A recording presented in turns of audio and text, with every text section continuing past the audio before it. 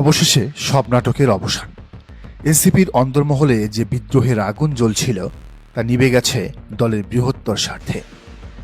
নারী নেতৃত্বের ভেটো উপেক্ষা করেই বা বলা ভালো তাদের ম্যানেজ করেই জামায়াতে ইসলামীর সাথে এনসিপির ঐতিহাসিক আসন সমঝোতা এখন চূড়ান্ত। এরই মধ্যে কে কোন আসন থেকে লড়ছেন তার একটি খসড়া তালিকা ফাঁস হয়েছে। হাতে আসা এক্সক্লুসিভ খসড়া তালিকাটি দেখলে বোঝা যায় এনসিপি তাদের সেরা বাজিগুলো কোথায় ধরছে। আসুন দেখে নিই কে কোন আসনের জন্য চূড়ান্ত হচ্ছেন। নাহিদ ইসলাম এনসিপির আহ্বায়ক লড়বেন ঢাকা 11 আসন থেকে। এই আসনে জামায়াতে ইসলামীর প্রার্থী ছিলেন সাবেক শিবির সভাপতি আতিকুর রহমান। আতিকুর রহমান কেবল জনপ্রিয় নন, এই এলাকার অভিভাবক হয়ে উঠছিলেন ক্রমেই। বিএনপির চাঁদাবাজদের বিরুদ্ধে এক মহাকাব্যের নাম তিনি, কিন্তু জোটের স্বার্থে নিজেকে স্যাক্রিফাইস করেছেন এই নেতা। জামাত আমিরের ফোন পাওয়ার পরই নিজেকে সরিয়ে নিয়েছেন ভোটের রেস থেকে। সামাজিক যোগাযোগ মাধ্যমে আতিক লিখেছেন, ঢাকা 11 সংসদীয় আসনে জনাব নাহিদ ইসলামের জন্য শুভকামনা। আলহামদুলিল্লাহ, সুম্মা আলহামদুলিল্লাহ। দীর্ঘ 10 মাস 22 দিন পর আজ এক বড় জবাবদিহিতার জিম্মাদারি থেকে মুক্তি পেলাম। চলতি বছরের ফেব্রুয়ারি মাসের 6 তারিখে সংগঠনের সিদ্ধান্তের পর থেকে ঢাকা 11 সংসদীয় আসনকে ইসলামী আন্দোলনের পক্ষে জনমত তৈরি করার জন্য সাধ্যমতো প্রচেষ্টা চালিয়েছি। ব্যক্তি, পরিবার, পেশাগত দায়িত্ব সবকিছুর ঊর্ধ্বে ময়দানে ভূমিকা এবং জনগণের পাশে থাকার চেষ্টা করেছি। আলহামদুলিল্লাহ, সকলের আন্তরিক প্রচেষ্টার কারণে ঢাকা 11 সংসদীয় আসনে জামায়াতে ইসলামী এবং দাঁড়িপাল্লার পক্ষে সকল শ্রেণীর পেশার মানুষের ব্যাপক সমর্থন তৈরি হয়েছে, যা সর্বশেষ জরিপেও উঠে এসেছে।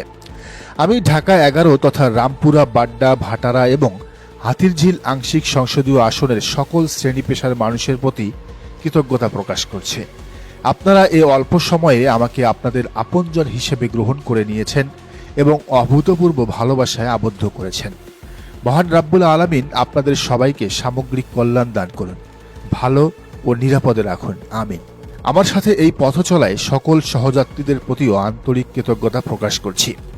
এই সময়েও অনেকেই অবর্ণনীয় কষ্ট ও ত্যাগ স্বীকার করেছেন, রাত জেগে পোস্টার লাগিয়েছেন, ঘন্টার পর ঘন্টা একসাথে হেঁটেছেন।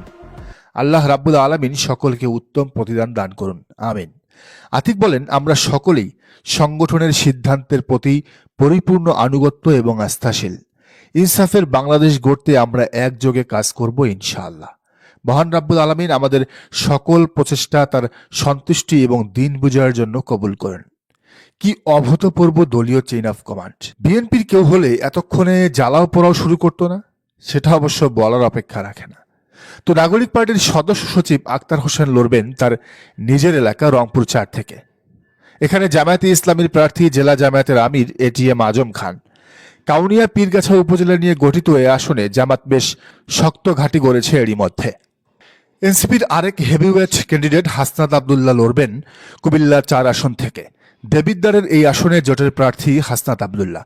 জামাতের পূর্বের ঘোষিত প্রার্থী সাইফুল ইসলাম শহীদ দলের সিদ্ধান্ত মেনে নিয়েছেন। তিনি এর আগে উপজেলার ভাইস চেয়ারম্যান ছিলেন।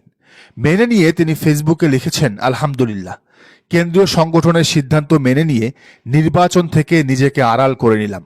আল্লাহ যেন দিন কায়েমের পথে আমৃত্যু টিকে থাকার তৌফিক দান করেন। এই আসনে বিএনপির প্রার্থী ইঞ্জিনিয়ার মঞ্জুরুল আহসান মুন্সি। টানা 4 বার তিনি সংসদ সদস্য ছিলেন। উত্তরাঞ্চলের সংগঠক শারজিস আলম লড়বেন পঞ্চগড় 1 আসন থেকে। এখানে জামায়াতের দলীয় প্রার্থী হিসেবে জেলা জামায়াতের আমির ও তেঁতুলিয়া উপজেলা পরিষদের সাবেক ভাইস চেয়ারম্যান মোহাম্মদ ইকবাল হোসেন বেশ জোরে সোরে দাঁড়িপাল্লার বিজয়ে কাজ করছিলেন। এখানে বিএনপির প্রার্থী সাবেক স্পিকার ব্যারিস্টার জমির উদ্দিন সরকারের ছেলে ব্যারিস্টার নওশাদ জমির। এনসিপির আরেক নেতা নাসিরউদ্দিন পাটোয়ারি লড়বেন ঢাকা 8 থেকে। এর আগে তিনি ঢাকা 18 আসন থেকে লড়ার ঘোষণা দিয়েছিলেন। শহীদ ওসমান হাদির এই আসনে তার পরিবারের কেউ না দাঁড়ালে জামাত নাসিরকেই সমর্থন দেবে বলে জানা গেছে। এখানে দাঁড়িপাল্লার প্রার্থী ডক্টর হেলাল উদ্দিন। আব্দুল হান্নান মাসুদ নোয়াখালী 6 তথা হাতিয়া থেকে জোটের প্রার্থী হচ্ছেন। এখানে জামায়াতের প্রার্থী অ্যাডভোকেট শাহ মাহফুজুল হক। তিনি ঢাকা বিশ্ববিদ্যালয় শিবিরের সাবেক প্রভাবশালী সভাপতি। এনসিপির বুদ্ধিজীবী হিসেবে পরিচিত সারওয়ার তুষার লড়বেন নরসিংদী 2 থেকে। এখানে জামায়াতের দাঁড়িপাল্লার প্রতীকের প্রার্থী জেলা জামায়াতের সেক্রেটারি মাওলানা আমজাদ হোসেন। এনসিপির হয়ে টকশো কাঁপানো সাইফ মুস্তাফিজ লড়বেন সিরাজগঞ্জ 6 আসনে। শাহজাহানপুরের এই আসনে জামায়াতের প্রার্থী অধ্যাপক মিজানুর রহমান, তিনি বেশ সুবিধাজনক অবস্থায় ছিলেন এখানে। ঝালকাঠি 1 আসনে এনসিপির প্রার্থী হবেন ডাক্তার মাহমুদা মিতু। এই আসনে দাঁড়িপাল্লার প্রার্থী বহুল আলোচিত সমালোচিত ডক্টর ফয়জুল হক। মৌলভীবাজার 4-এ শাপলা কলির হয়ে জোটের প্রার্থী প্রীতম দাস। শ্রীমঙ্গল কমলগঞ্জ নিয়ে গঠিত আসনে বাংলাদেশ জামায়াতে ইসলামী মনোনীত প্রার্থী সিলেট মহানগর জামায়াতে ইসলামীর সহকারী সেক্রেটারি এবং বাংলাদেশ সুপ্রিম কোর্টের আইনজীবী অ্যাডভোকেট মোহাম্মদ আব্দুর রব। এনসিপির আব্দুল্লাহ আল আমিন লড়বেন নারায়ণগঞ্জ 4 থেকে। ফতুল্লার এ আসনে জামায়াতে ইসলামীর প্রার্থী নারায়ণগঞ্জ মহানগরীর আমির মাওলানা আব্দুল জব্বার। তিনি এর আগে ইসলামী ছাত্র শিবিরের কেন্দ্রীয় কমিটির সভাপতি এবং সেক্রেটারি জেনারেল ছিলেন। এদিকে আতিক মুজাহিদ লড়বেন কুড়িগ্রাম 2 থেকে। রাজারহাট, ফুলবাড়ী এবং সদরে জামায়াতের ক্যান্ডিডেট অ্যাডভোকেট ইয়াসিন আলী সরকার। এনসিপির শাপলাকলি মার্কায় ঢাকা 18 আসনে প্রার্থী হবেন আরিফুল ইসলাম আবিদ। এখানে জামায়াতের প্রার্থী আশরাফুল হক। এনসিপির চট্টগ্রাম 14 আসনে লড়বেন জোবাইদুল আরিফ। এখানে জামায়াতের প্রার্থী ভিপি সৈয়দ হাসান আজহারি।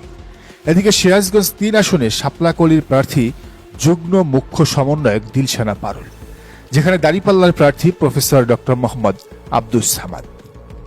তো এরা সবাই জামায়াতের সাথে সমঝোতার ভিত্তিতে এই আসনগুলোতে লড়বেন, অর্থাৎ এই আসনগুলোতে জামায়াত তাদের নিজস্ব কোনো প্রার্থী দেবে না, দাঁড়িপাল্লার প্রার্থী দেবে না। তারা শাপলাকলিকে সমর্থন দেবে এবং তাদের হয়ে কাজ করবে।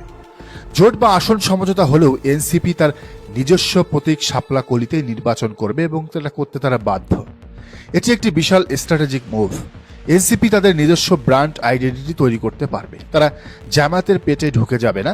ভবিষ্যতে তারা বলতে পারবে আমরা নিজেদের মার্কায় জিতেছি। তবে সমস্যা হলো জামায়াতের ভোটাররা বা তৃণমূলের যারা ভোটার, যারা দাঁড়িপাল্লাকে ভোট দিবেন বলে বেছে নিয়েছিলেন, তারা কি দাঁড়িপাল্লা না দেখে শাপলাকলিতে ভোট দিতে স্বাচ্ছন্দ্য বোধ করবেন, নাকি মার্কায় বিভ্রান্ত হয়ে ভোট নষ্ট হয়ে যাবে? এটি এনসিপির জন্য একটি অগ্নি পরীক্ষা, বড় চ্যালেঞ্জ। সমীকরণ এখন পরিষ্কার। বিএনপি একদিকে তাদের শরিকদের নিয়ে লড়বে, অন্যদিকে জামায়াত, এনসিপি, এবি পার্টি মিলে তৈরি করেছে জুলাই শক্তির জোট। রাষ্ট্র সংস্কার আন্দোলন এই জোটে থাকছে না বলেই খবর পাওয়া যাচ্ছে, তবে এবি পার্টি থাকছে। এবি পার্টির চেয়ারম্যান মঞ্জুরুল হক মঞ্জু, তিনি ফেনী থেকে লড়বেন এই জোটের হয়ে। এনসিপির দাবি ছিল 50টি আসন, তবে জামায়াত 15টিতে রাজি হয়েছে। সর্বোচ্চ 20টি আসন দেয়া হতে পারে। আলোচনা এখনো চলছে, তবে 20 জানুয়ারির আগে কোনো কিছুই নিশ্চিত নয়, কারণ সেদিনই মনোনয়ন প্রত্যাহারের শেষ দিন। তবে এসব ঘটনায় জামায়াত নেতাদের দলীয় আনুগত্যের বিষয়টি নিয়ে প্রশংসার ঝড় উঠেছে নেট দুনিয়ায়। আনিসুর রহমান লিখেছেন, কুমিল্লা 4-এ হাসনাত আবদুল্লাহর জন্য জামায়াত আসনটি ছেড়ে দিচ্ছে। অবাক করার বিষয় হলো প্রার্থী আলহামদুলিল্লাহ বলে দলের সিদ্ধান্ত সহজেই মেনে নিয়েছেন। ওদিকে গণ অধিকারের রাশেদ খান বেচারা নিজের দলের গুরুত্বপূর্ণ পদ ত্যাগ দিয়া বিএনপিতে যোগ দিল। তারপর বিএনপি থেকে রাশেদকে ঝিনাইদহ 4 আসনে মনোনয়ন দিয়েছে। তারপর আবার ঝিনাইদহের বিএনপি রাশেদ খানকে অবাঞ্ছিত করে তার বিরুদ্ধে কাফনের কাপড় পরে বিক্ষোভ মিছিল করেছে, রাস্তা অবরোধ করেছে। অবাক হওয়ার বিষয় হলো জামাতের নেতা এত বোকা কেন? জামাত হাসনাতকে অবাঞ্ছিত ঘোষণা করে নাই কেন? কাফনের কাপড় পরে মিছিল করে নাই কেন? রাস্তা বুলেট করে নাই কেন? সবচেয়ে অবাক করার বিষয় হলো এই যে চেইন অফ কমান্ড। জামাতের এই রাজনীতিটা সুন্দর, এটাকেই বলে কম্প্রোমাইজ, এটাকেই বলে রাজনৈতিক সৌন্দর্য, এটাকেই বলে রাজনৈতিক শিষ্টাচার। এটাই মূলত গণতন্ত্রের সৌন্দর্য, যেখানে যোগ্যদের জন্য সুযোগ করে দেয়া হয়। এখন যদি এনসিপি তাদের শাপলাকলি প্রতীক নিয়ে জামায়াতের ভোট ব্যাংকের সহায়তায় এই 15টি আসনে জিততে পারে, তবে বাংলাদেশের সংসদে এক নতুন শক্তির উত্থান দেখব আমরা। তবে এখনো আশঙ্কা থেকেই যায়, শেষ পর্যন্ত এই জোট থাকবে তো, নাকি এনসিপি আবার বিএনপির ঘাড়ে সওয়ার হবে? দর্শক, আপনার কি মনে হয় জানান কমেন্টের ঘরে। আর এই চ্যানেলে নতুন হলে অবশ্যই সাবস্ক্রাইব করুন এবং বেল আইকনটি বাজিয়ে রাখুন।